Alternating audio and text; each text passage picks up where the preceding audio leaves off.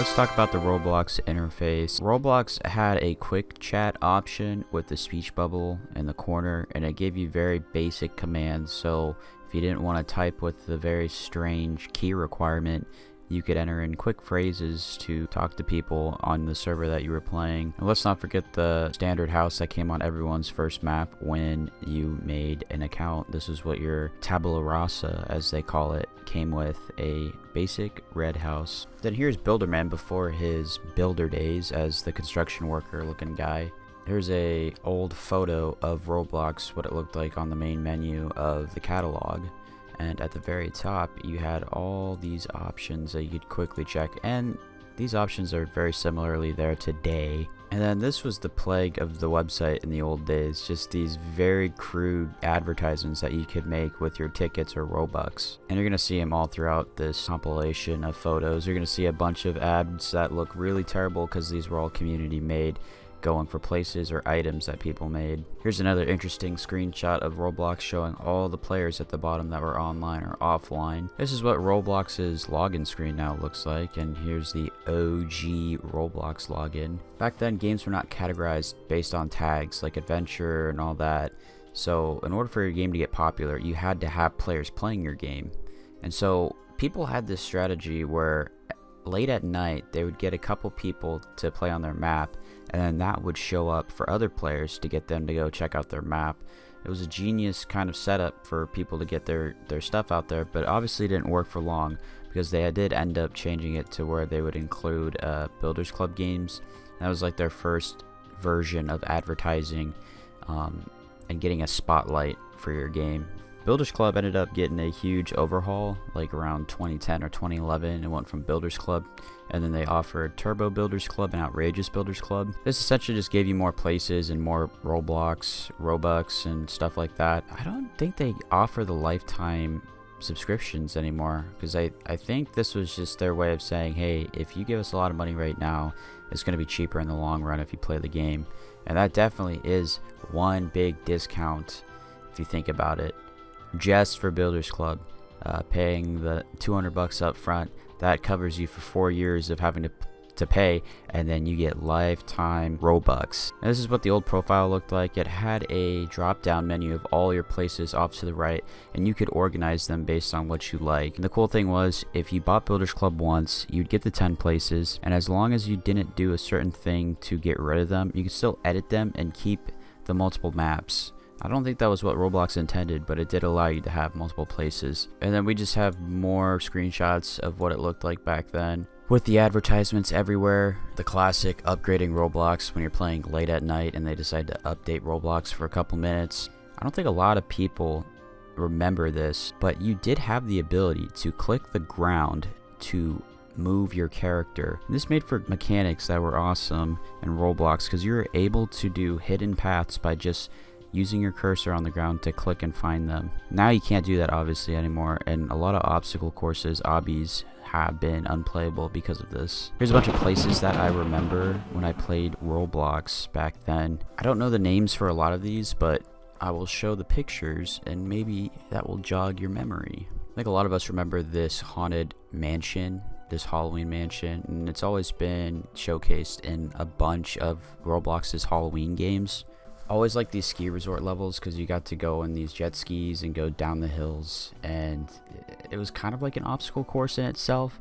I just always liked the atmosphere that these levels tried to capture, and it kind of had my fix for not being able to go to the mountains. This is, I think anybody who played the minigame levels know what this ship is. Very classic level, very classic games, and an overall fun experience. Thanksgiving Turkey Hunt, I don't remember a lot about this game. I do remember that there was an annoying part where you had to make a lot of pies to get a hat in the game, and that is why I don't want to remember more than that. Escape the Jail Obby was a very cool obstacle course in the old days, and a very thought out obstacle course as well. It had a bunch of intricacies, obstacles, and set pieces that I don't think a lot of obstacle courses were trying to do at the time. And for that, it's one of my favorite obstacle courses and games in Roblox to this day. Here's a very crude image of an obstacle course, and it's essentially those Who Killed series, like Who Killed Freddy, Who Killed Barney, Who Killed, you name it, like Who Killed the Pizza Guy. These obstacle courses were the soul and blood of Roblox. I think a lot of us remember at least 1 or 30,000 of these games. This one specifically is the iCarly one, Who Killed Freddy. Here's a map of Roblox Halloween CTF Vampires vs. Werewolves. I don't remember a lot about this map, but I do remember that in the old days, Roblox would give you hats based on tasks that you would do in the games, and they still do now. That was the whole reason why you wanted to play these maps, were to get the cool free hat that were only limited time. This screenshot is the old Roblox arcade, and in this arcade you would find a bunch of games scattered along the walls that you could play. Very simple games, and you would grind tickets out. I don't remember what the whole premise was, but it was obviously just to waste time. Here we have Halloween Paintball, and this one granted you the cool Paintball trophy hat of 2009, and I remember coming home from Halloween and trying to grind this hat out. It was one of those times where I didn't have my own personal computer, so I had to ask my parents, hey, can I jump on and get some items in Roblox? And, they weren't so happy. Everybody, even to this day, everybody knows what the Iron Cafe was. I think everybody wanted to make their own cafe hangout place. I tried to too, and Iron Cafe was just one of those places that always had the popularity, always had the players, and you can go there, role play, have fun with your friends, chat, do whatever you wanted. Hopefully you didn't forget classic Paintball either. Very crude map, but the premise was very simple. Kill people with paintball guns. These are essentially just guns, and you're just going around shooting people and collecting the flags and bringing it back. That being said, very same premise to Capture the Flag Underground.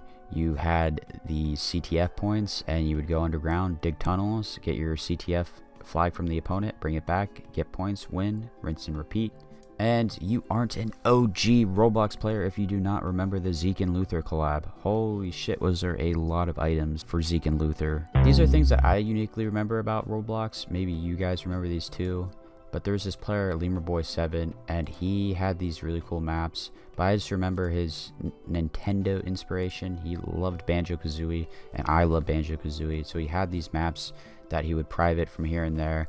And here's a picture of Bubble Glop Swamp that he was working on. I really wanted to play it so bad, and I think I remember harassing him a little bit, just like bugging him, like, hey, can you give me the assets so I can finish it? And he thought I just wanted to steal the stuff, which was funny.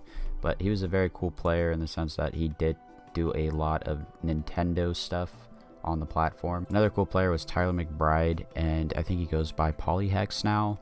And he was known for his Super Roblox 64 series, his Bomb Survival series, and he just made a bunch of cool maps, and I just loved it because it was very simple, very artsy, very arcadic, very awesome stuff altogether. This logo, I think a lot of us know what it is. It's the United Clan of Roblox logo. I don't know who owns it now, or who did own it, but if I did know, I would have put him in here. But I do remember the UCR logo. I think a lot of us did.